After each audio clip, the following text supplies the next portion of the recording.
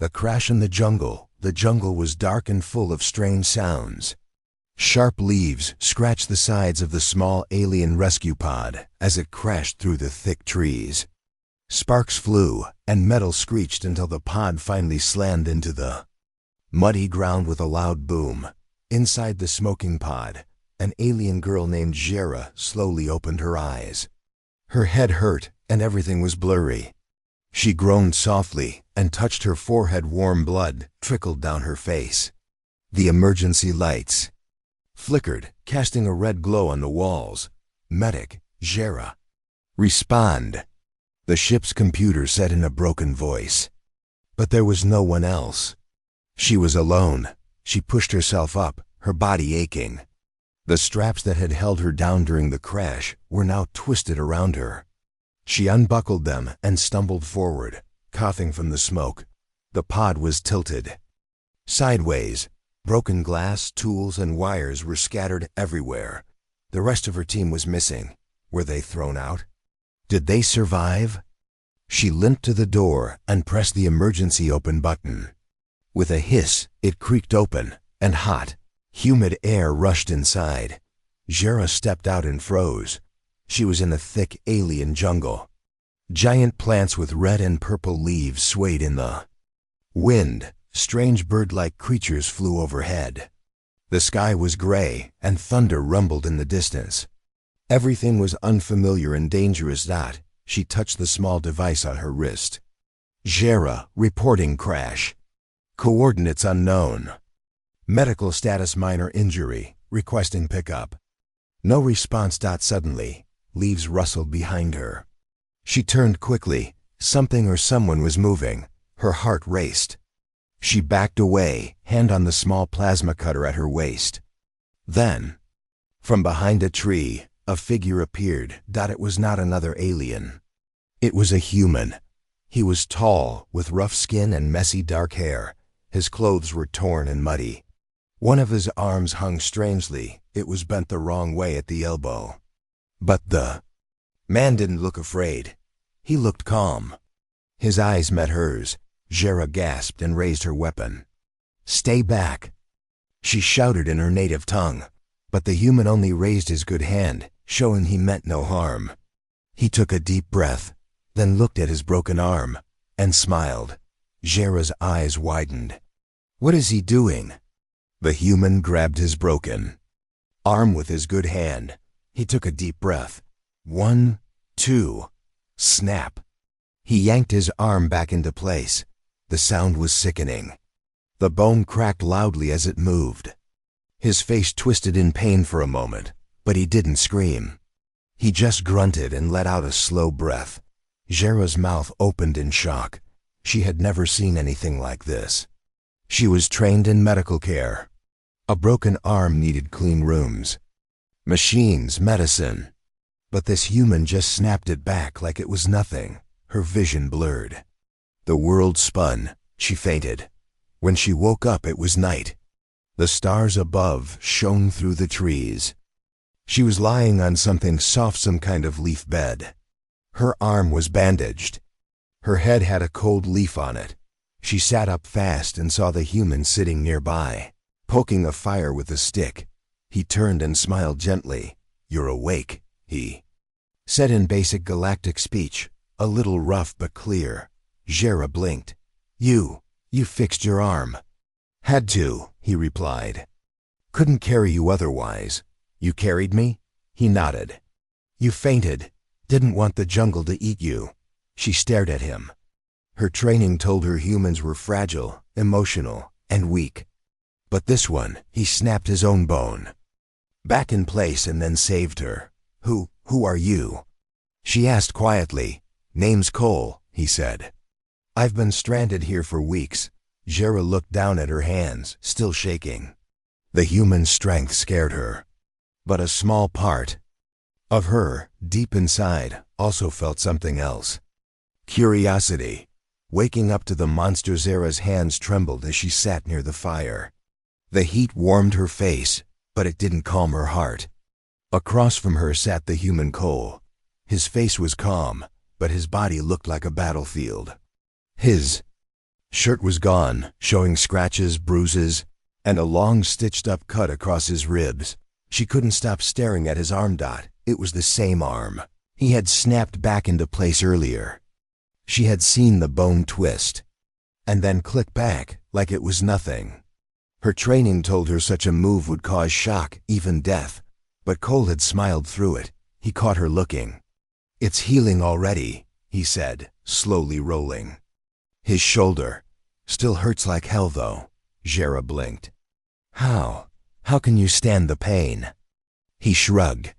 "Pain's just pain. You get used to it. Or you die." His words sent chills down her spine. No alien she knew spoke like that. On her homeworld, even small injuries were treated quickly. They believed pain was a dangerous sign of failure. But this human, he used pain like fuel. "Are all humans like you?" she asked carefully. Cole laughed softly. "No, I'm worse." Jera didn't know if he was joking. She looked around the small camp. It was simple, made of branches, large leaves, and stones. The fire was built inside a ring of rocks. A large beast skull lay nearby. She guessed it had once been a predator, now it was just a trophy. "You killed that?" she asked. He looked over. "Yeah, 2 days ago. Tried to eat me." She stared in silence. The skull was nearly as big as her entire upper body. "Why didn't you leave me there?" she asked. "You didn't know me." Cole looked at her with tired eyes. "Because you were alive. That's reason enough." Jera didn't respond. That logic didn't make sense to her people. They only helped those they trusted, those who had purpose. She had no purpose to him, and yet, here she was. She stood slowly, testing her leg. It still hurt, but she could walk. She stepped closer to him. "I want to help." He raised an eyebrow. "Help? You saved me." "I'm a field medic. I can clean that wound on your ribs." He looked down at it. "It's fine." "It's infected." He gave a small sigh, then leaned back. "All right, Dr. Alien, show me what you've got." She kneeled beside him. She pulled out a small silver tube from her waist bag. It buzzed softly as it opened. Inside were a few medical tools, some broken in the crash, but a few still worked. "Hold still," she said as she cleaned his cut. Cole flinched only once. She pressed hard, pulled thorns from his skin, and used a tiny spray to stop the infection from spreading. Most people would scream or cry. Cole just closed his eyes and said nothing. "You really feel nothing?" She asked again. "I feel it," he said. "I just don't let it stop me." That answer stayed with her. Later that night, while Cole slept, Jera sat awake under the stars. She looked at her hands again. They were small, soft. She had never fought a wild beast. She had never slept on the ground. Her entire training had been in clean ships, sterile rooms, and peaceful labs. But this planet was different. It had no rules.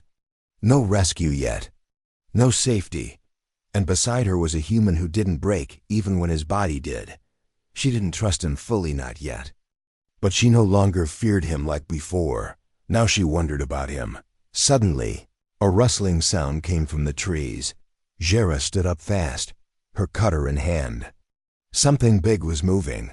Cole shot up instantly, grabbing a long, sharp stick he had shaped into a spear. "Get behind me," he said. She didn't argue. A large creature stepped out. It had 4 legs, black fur, and glowing red eyes. Saliva dripped from its long teeth. Jera's heart pounded. But Cole didn't move. He waited. When the beast jumped, Cole ducked to the side, stabbed his spear deep into its neck, then twisted. The beast let out a gurgling roar and collapsed. Jera stared. She had never seen a living being move like that, so fast, so strong. Blood dripped from the tip of the spear. Cole wiped his hand on his pants and looked at her. "Welcome to the jungle." She nodded slowly, and for the first time since the crash, Jera felt safer standing next to a human than she would have felt next to her own kind. The planet of death The next morning, a thick mist hung low across the jungle. The leaves were wet. The air was heavy. Strange sounds echoed from deep within the trees, clicking, growling, buzzing.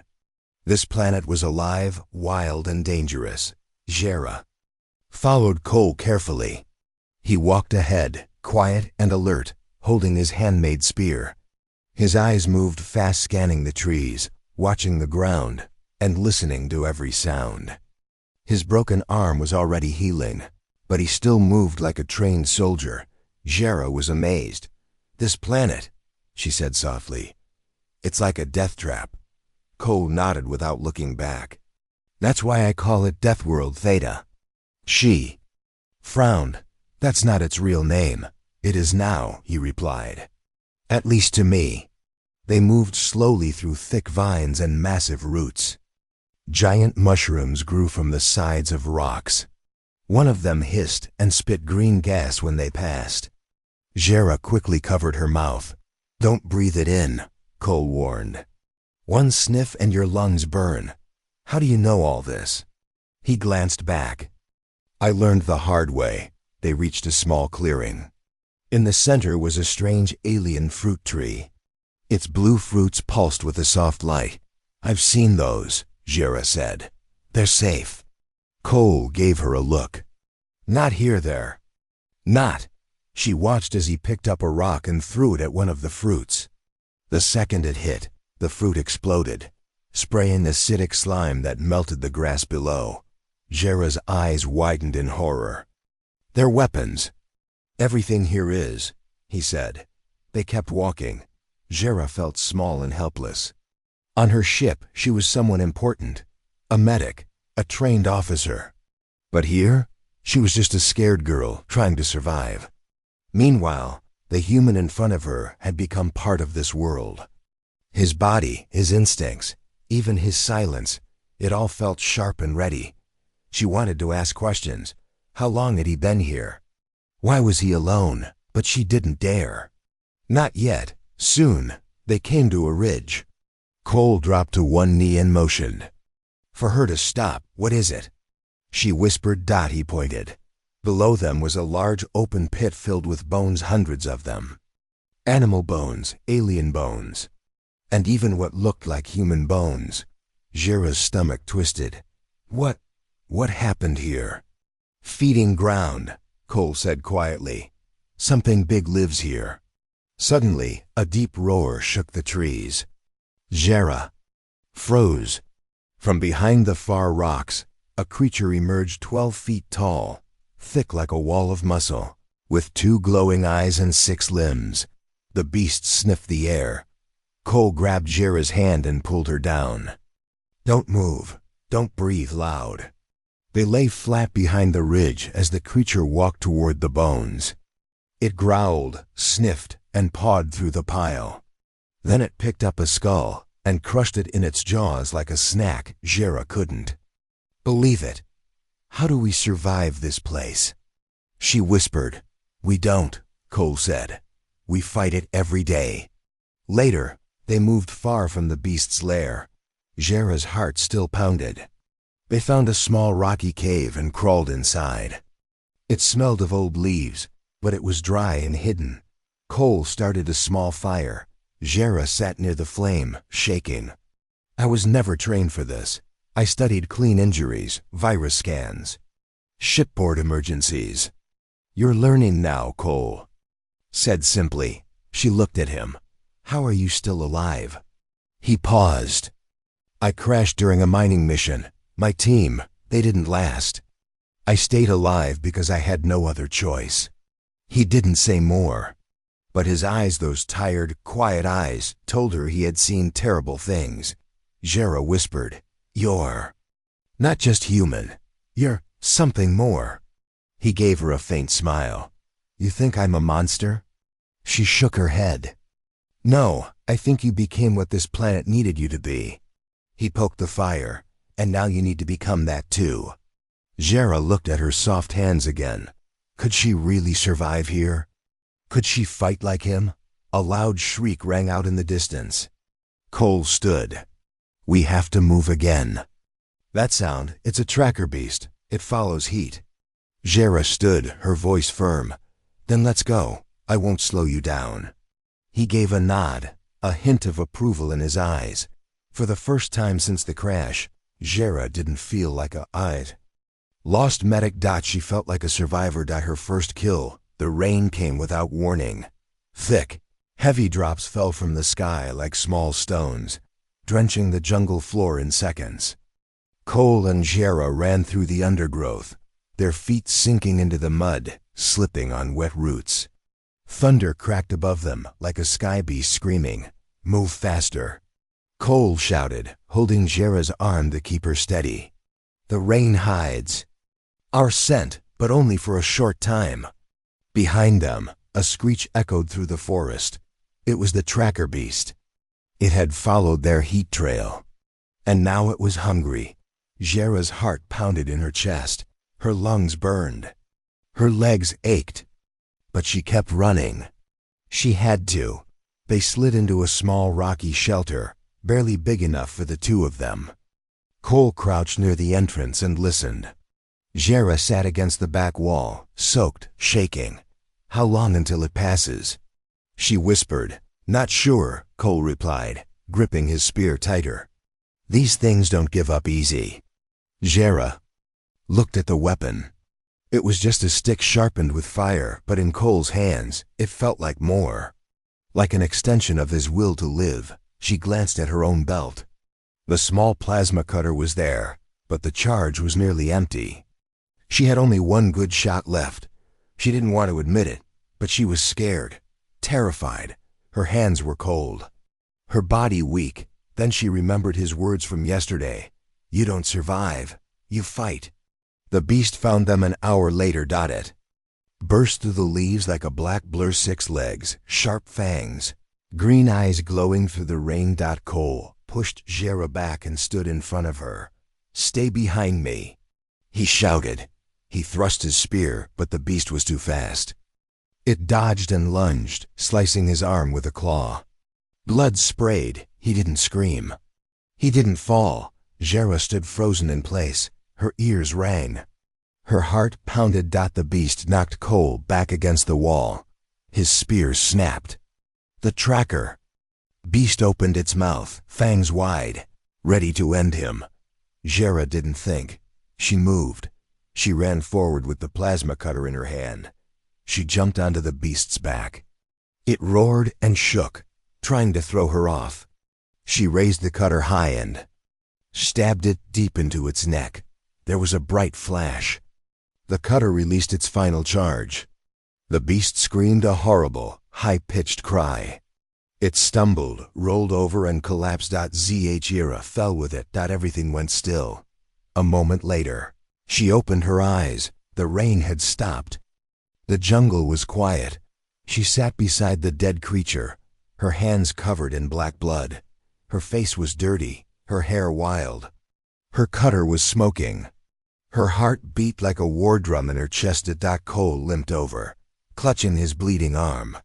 He looked at the body, then at her. "You killed it." Jera didn't answer. She couldn't speak. She just stared at the thing she had ended. He sat beside her, breathing hard. "You saved my life." "I didn't mean to," she whispered. He gave a soft chuckle. "That's the best kind of saving." They sat for a long time in silence. Then Jera finally spoke. "I didn't want to kill." "No one does," Cole said. "Not at first." She looked down at her hands. They weren't soft anymore. They were dirty, bloody, trembling, but stronger. "I thought I was trained for anything," she whispered. "But this world changed everything." Cole nodded. "It changes everyone. That's why only the ones who adapt survive." She looked at him now, not as a stranger, not as a monster, but as a mirror. A version of what she was becoming. A survivor. Later, they cleaned the wound on Cole's arm. Jera used a vine sap she found in the trees to close the cut. Cole winced, but said nothing. "She worked fast and with care. You'd make a good field fighter," he said. "I'd rather be a medic. You were both today." She looked away. Does it get easier? No, he said. But you get better. That night they stayed beside the dead beast. Cole showed her how to strip the hide for shelter and dry the meat for food. Jera didn't look away anymore. She helped with steady hands. The jungle was still dangerous. The sky still rumbled. But now she felt a little more ready. And when she looked at the plasma cutter, now empty and dead, she didn't feel weak. She felt brave. The signal tower Zierra stared up at the towering structure hidden deep in the jungle, an old alien signal tower, covered in vines and rust. It was tall, sharp, and broken at the top, like a sword stabbed into the earth long ago. Blue lights blinked faintly from its core. "We found it," she whispered. Cole stood beside her, hands on his hips, eyes scanning the tower. "This could be our way off this rock." He didn't smile, but Jera could hear a note of hope in his voice. The tower looked ancient. Its steel frame was bent in places, and parts of it had collapsed into the ground. A large dish still stood at the top, pointed at the sky. That dish, if powered, could send a long-range distress signal. Jera pulled out her wrist device. It flickered with static. "It's compatible. If I can get inside the tower's core, I can connect to the system." Cole gave a short nod. "Then we go in, but stay sharp. If something's working in there, something might be living in there too." They stepped into the tower's base. The air was thick with dust and rot. Strange. Fungus grew on the walls, glowing faintly in the dim light. The silence was too deep, like the place had been forgotten by time. As they moved deeper inside, the walls began to hum. Jera paused. "The system's not fully dead. Something is powering it." Suddenly, Cole raised his hand. A noise. A faint clicking sound, echoing from the ceiling. Then came the buzzing. From above, dozens of sharp-winged creatures crawled out from the wall's thin black, with glowing orange eyes and needle-like legs. "Wasps," Cole growled, "mechanical ones." The swarm dropped. "Run," he shouted. They sprinted down a side corridor as the wasps chased after them, cutting the air with high-pitched screeches.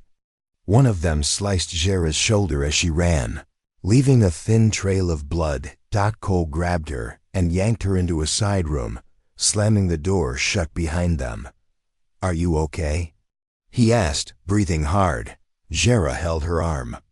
"Just a scratch." He tore a strip from his shirt and wrapped it quickly around her wound. They looked around the room. Old screens, flickering panels, and a large metal console stood in the center. Jera rushed forward. "This is it, the control unit." She connected her wrist device. Sparks flew, and the lights flickered. Then a deep voice echoed from the walls. "System booting. Signal core damaged. Power at 27%. Jera's eyes lit up. "I can override the damage. Just need a few minutes." Cole nodded. "Do it. I'll hold the door." The buzzing outside grew louder. The metal door vibrated as the swarm scratched and slammed against it. Cole jammed a metal pipe through the handles, locking it for now. Jera worked fast, fingers dancing over her device. Code streamed across the screen. Each second felt like an hour. Her shoulder throbbed with pain, but she kept going. Then a loud crack. The door bent. "They're coming," Cole warned. Jera's voice was calm but firm. "Almost there. Just a little more." The wasps broke through a top corner of the wall. They poured in, clicking and hissing. Cole grabbed his spear and charged. "Stay down." He smashed one. With the handle, impaled another mid-air, and spun to block a third. Sparks flew as metal wings sliced through the air. Jera didn't look up. "Just keep them away for 30 more seconds." A wasp got past Cole and flew straight at her, without thinking. Jera grabbed a broken antenna from the panel and stabbed it through the wasp's core. It twitched and dropped dead. Cole laughed through gritted teeth. "You're learning fast." Then suddenly, signal boost complete, distress beacon active. Jera gasped. It worked. A loud hum shook the tower as the satellite dish above rotated slowly toward the sky. Blue light shot into the clouds. Outside, the wasps paused. Then, one by one, they powered down and dropped to the ground. The whole tower went quiet. Cole lowered his weapon. What just happened? The tower's distress system has a defense shutdown mode, Jera explained. It shut the swarm down when the signal went out. Cole looked around at the fallen machines. Good timing. They stepped outside into the sunlight. For the first time since she had crashed, Jera felt light inside. The signal was sent. Rescue would come. She looked at Cole. His face was sweaty, bruised, but peaceful. We did it, she said softly. He didn't reply. He just fell forward, collapsed into the dirt. Cole, she cried, rushing to his side. Blood was soaking through his side. One of the wasp stingers had pierced deep. She hadn't noticed in the fight. No, no, no, she whispered. She ripped open the bandage. The wound was bad. The stinger had gone deep. She had limited supplies. Tears filled her eyes. Not now. Not after everything. She looked down at her bloody hands, then took a breath. I'll save you, she whispered. No matter what. Pain as power. Jera's hands pressed hard against the wound in Cole's side. Blood flowed out thick, dark. I'm too fast. Stay with me, she shouted. Cole groaned, barely conscious. His eyes fluttered, but he didn't speak. The jungle around them was quiet, the tower behind them silent after the signal had gone out. Help was coming, but it wasn't here yet, and Cole didn't have much time. Jera dragged him into the shade under a stone ledge and searched her belt. Her medkit was nearly empty. No regeneration gel. No clotting foam. Nothing strong enough to fix the deep wound in his side. She swallowed hard. This was her nightmare. Back on her ship, she had tools, support, medicine. Here, she had leaves, sap, and fire. She took a deep breath. No more fear, she whispered. To herself, I've seen him survive worse.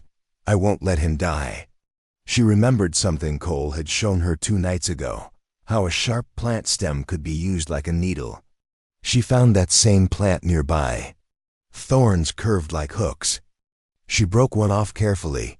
Then she did the unthinkable. She ripped out a long strand of her own hair.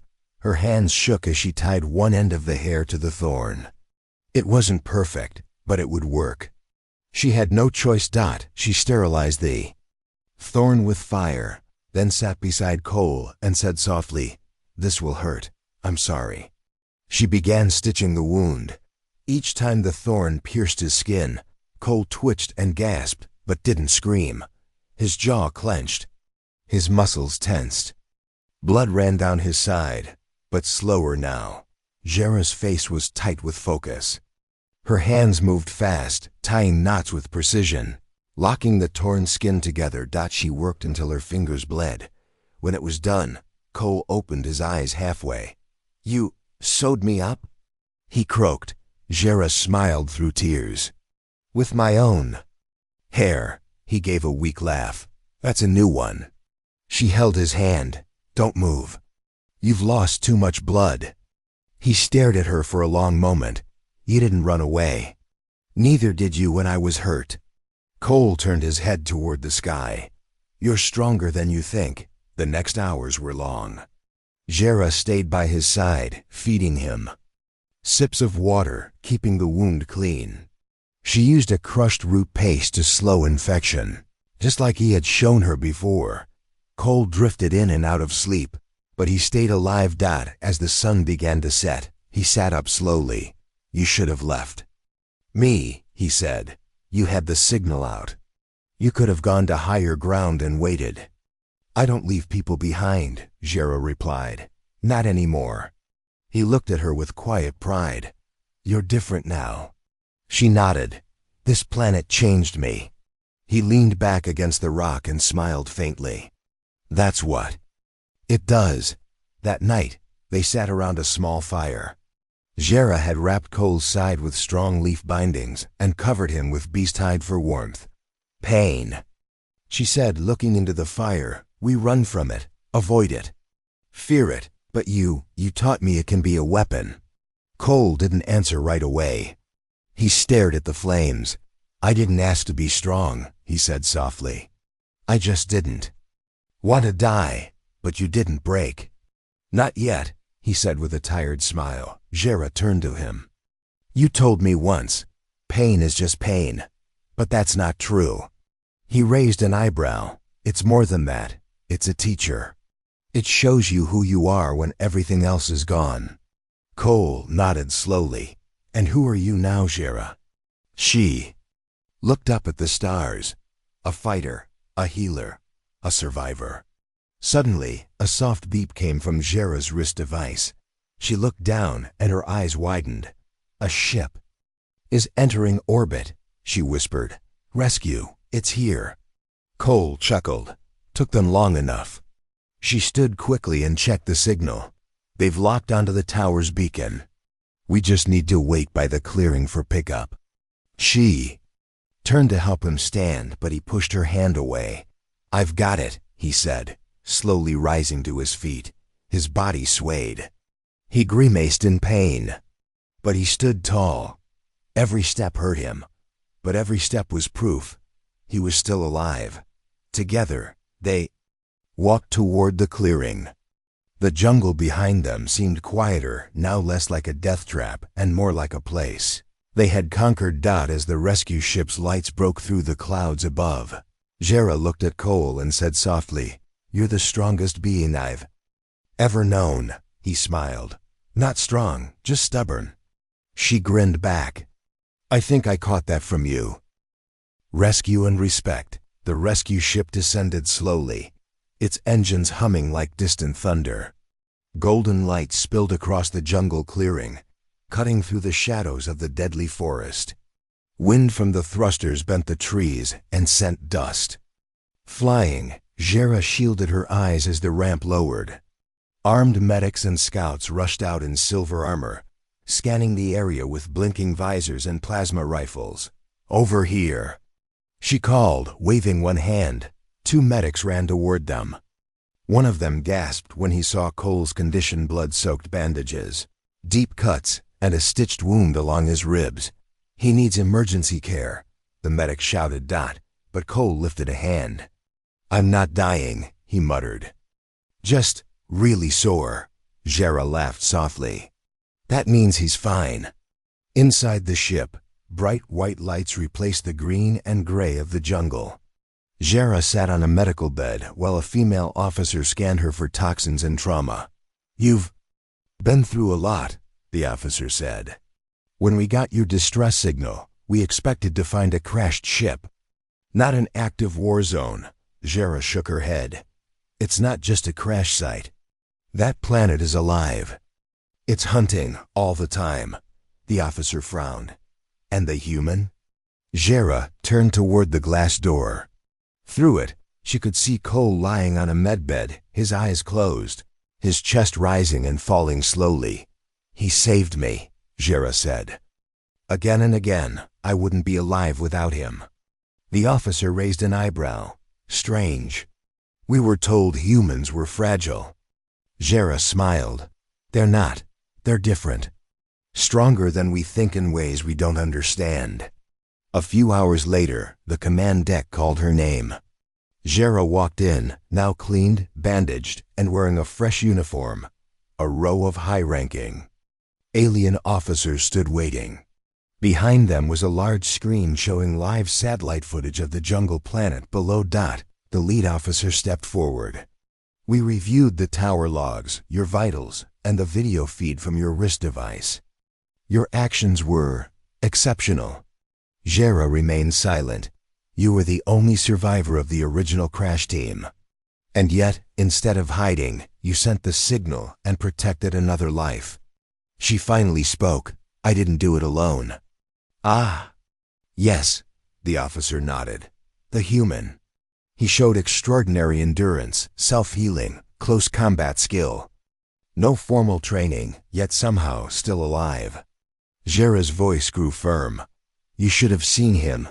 He didn't fear pain. He faced monsters. He protected me, even when he was bleeding.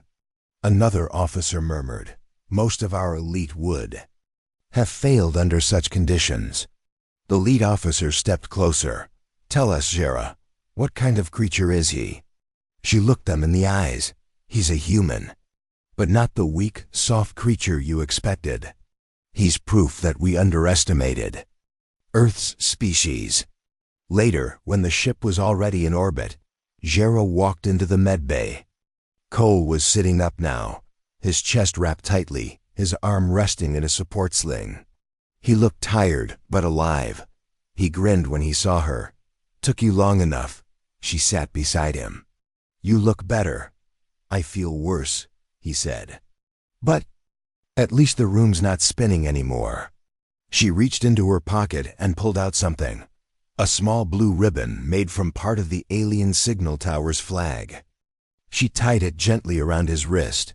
What's this? He asked. A reminder, she said, of who you are, what you did. He looked at it silently. You really think they'll believe your report? That I'm some kind of jungle hero? I already told them, Jera said. You didn't just survive. You changed what they think about humans. Cole leaned back with a tired sigh. Great, now they'll expect more of us. She smiled. Maybe that's a good thing. The ship arrived at the main fleet hub, a shining station floating above a bright blue planet. As Cole and Jera stepped off the ramp together, a crowd was waiting. Officers, scientists, medics, curious onlookers. Some stared at Cole in awe. Others whispered behind their hands. He looked uncomfortable. Jera leaned toward him and said, There. Not looking at you like a monster anymore. Cole gave her a sideways look. No, she said softly. They're looking at you like a legend. That night, Jera stood before the Galactic Council and gave her final report. She described the dangers of the jungle planet, the ancient signal tower, and the alien wasps. But most of all, she described him, the human who didn't fear pain. Man who snapped his bones into place, carried her when she was weak, and taught her how to survive. When the report ended, there was silence. Then, slowly, one of the council members stood. This human must not be forgotten. He proved something rare. That strength comes not only from power, but from will. The room filled with quiet agreement. Jera found Cole on the balcony, watching the stars. They're going to name that planet, she said. He raised an eyebrow. Let me guess, Death World, Theta? She smiled. Your name stuck. He chuckled. Good. It suits the place. They stood in silence for a moment. Then Jera reached for his hand. He didn't pull away. And under the stars, two survivors of a wild world stood side by side, not as alien and human, not as medic and warrior, but as equals. As friends.